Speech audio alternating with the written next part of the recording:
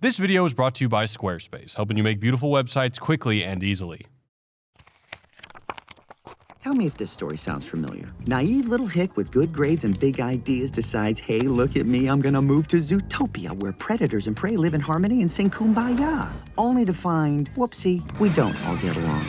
Hey fuzzy bunnies, Jared here. Today we're looking at what seems to be a heartwarming story about overcoming our prejudices, making the world a better place, and never giving up. Disney's critically acclaimed blockbuster, Zootopia. When we released our Earthling Cinema episode, some people criticized us for not explicitly mentioning racism. Well, there's good reason for that. Because if you look at the film as an allegory for human race relations, things get weird. This isn't the first time an author's used talking animals to make a point and take the edge off a socially conscious critique. Talking animal stories date all the way back to Sumerian folklore, and more recent works like George Orwell's Animal Farm, whatever we produce is taken from us, and Art Spiegelman's Mouse have used speaking animals to talk about the horrors of the past century in a new way. But using animals to represent different racial and ethnic groups can take you to some dodgy places. There's no doubt that Zootopia had good intentions, but when you're dealing with metaphors of race, precision is absolutely critical. Welcome to this Wisecrack Edition on Zootopia. Part 1, A Hair Out of Place. For a forward-thinking bunny like Judy Hopps, the diverse and integrated city of Zootopia looks like an escape from the casual rural racism that she grew up around. As she rides the train into the big city, Gazelle's Try Everything cranks up, and Judy is surrounded by the cultural, technological, and economic marvel of diverse modern life. But the city of Zootopia is a really bad allegory for the racial tensions of a contemporary American city. Yes, it is progressive in some ways. The Mammal Inclusion Initiative is relatively popular and successful, but discrimination in public accommodations is rampant, socially acceptable, and so legal it's done right in front of the cops. The sign says, "We reserve the right to refuse service to anyone."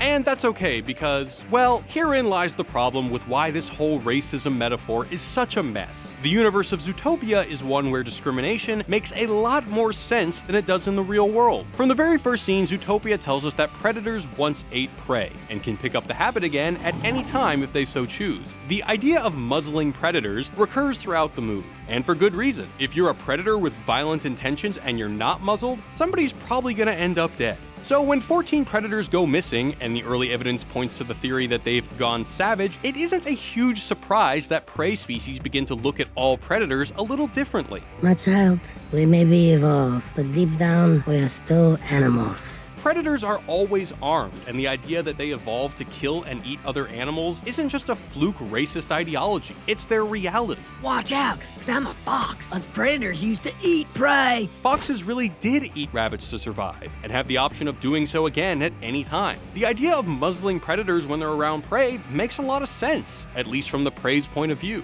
Racial prejudice in the world of Zootopia came from real biological differences and real history. Of course, we're going to treat people who can easily kill us differently than we'd treat people who can't. So for prey to discriminate against predators in the world of Zootopia is an act of reasonable self-defense, sort of like discriminating against Kryptonians in Batman vs. Superman or vampires on True Blood was understandable. I am not your fucking dinner. It isn't necessarily right, but it isn't an act of cruelty to treat people differently when they're so powerful that you know you can't defend yourself from them. When you apply this logic to the context of real-world race relations, things get really weird. Human racism isn't reasonable, so when someone faces racial discrimination, it isn't because they belong to a race of razor-toothed giants with a history of eating the rest of us. But if we're to interpret the film as an allegory for our modern social condition, which the movie basically begs us to do, I'm not just some token bunny. this is the conclusion we're forced to draw. So to suggest that real-world racism operates with the kind of reasonable justification that distinguishes biologically savage predators from civilized prey is really fucked up, and actually sounds a lot like the origins of racist thought. The racial classifications we use today were invented in 1684, when the French physician Francois Bernier published his treatise A New Division of the Earth, classifying humanity into 4 biological categories. Over the next several centuries, European thinkers expanded on Bernier's ideas to justify invasions, land appropriation, slavery, and other monstrous acts. These forms of plunder had already existed for centuries, but a philosophy to explicitly justify them did not. In other words, European vampires grew wealthy by behaving in a racist way, and their apologists created a philosophy of race to justify their violent behavior. The claim that racism is instead a response to violence, or is in any sense based on legitimate fear, is one that racists often make, but it just isn't consistent with history. So when Zootopia uses real biological differences and real history as a way of explaining its universe's racism and connecting it to our own, it stacks the deck and makes racism look a lot more reasonable than it is. When it connects that kind of imaginary, well-grounded racism, Thousands of years ago, predators survived through their aggressive hunting instincts. with the self-serving philosophy of colonial powers, it gives kids, and anyone else who's paying attention, a really harmful sense of what real racism is and what it does. Part 2, Black Fur, White Masks. On top of that, the film sends a pretty muddled message about who the predators are actually supposed to represent. This is primarily a movie about how it's wrong to unfairly profile people just because we've been taught to be afraid of them. But since Prey have the option of using the criminal justice system to profile people who scare them, Go back to the forest, predator! I'm from the savannah! that seems to imply that prey represent white people and predators represent people of color. And statistically speaking, it is predators who make up the ethnic minority in Zootopia. Prey outnumber predators 10 to 1. But if you start looking at predators as an allegory for people of color, the whole plot gets really offensive really fast. You're implying that they were more violent in the wild than the people they share a city with. You're implying they are, for all practical purposes, recovering cannibals who have been domesticated by acting against their own instincts and dietary needs and mimicking the behavior of prey, i.e. white folks. The implication is that white folks set a non-violent example and civilized people of color follow into it. In Cannibal Talk, the Sri Lankan-American anthropologist Gananath Obasikra argues that white European explorers, beginning with Christopher Columbus himself, did this sort of thing all the time, accusing every new ethnic group they met of cannibalism based on little or no evidence. By branding these communities as savage, explorers were able to then justify white imperial conquest, to put an end to the cannibalism by civilizing them. Obasikra coined the term savagism to refer to this pattern of behavior, and it's still going on to this day. For whatever reason, they seem to be reverting back to their primitive savage ways. The movie attempts to soften whatever it's saying about the predators by showing that their recent savagery is all the fault of night howlers, a drug that can make any species violent. But violent prey aren't as dangerous as violent predators because, again, sharp teeth. The idea that drugs are more dangerous when some people take them than others also has deep, festering roots. As far back as 1914, an article in the New York Times ranted about the danger posed by black cocaine fiends. And in 1937, federal drug czar Harry Anslinger told Congress that marijuana could make black, Latino, and Filipino communities violent, prompting the US government to functionally ban it later that same year. The movie seems to be trying to say that violence is the fault of the drug trade, but by saying that some groups of drug users are more dangerous than others, it repeats well-worn arguments in favor of racist drug policies. It's not like a bunny could go savage. Right, but a fox could. That's not to say that Zootopia only uses predators to represent people of color. You can't just touch a sheep's wool. It's like cotton candy.